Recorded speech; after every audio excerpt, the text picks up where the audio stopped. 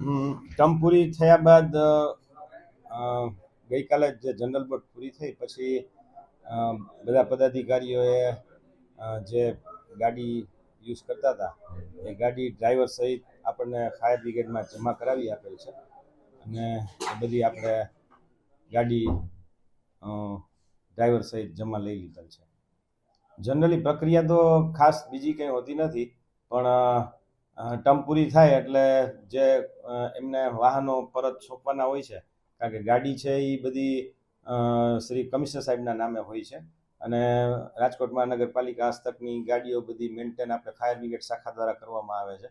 એટલે બધા પદાધિકારીઓએ પોતાની ગાડી ડ્રાઈવર સહિત ફાયર બ્રિગેડમાં આપેલી છે. હા, ડ્રાઈવરને અમે શિફ્ટ વાઇઝ ડ્યુટી જે અમારે ફાયર બ્રિગેડમાં આવતી હોય છે એ જ પ્રમાણે અમે એ લોકોને શિફ્ટ વાઇઝ ડ્યુટી આજથી ફાળવી દીધી છે. ના, એ કાર બધી અત્યારે આપણે રિઝર્વ જ છે.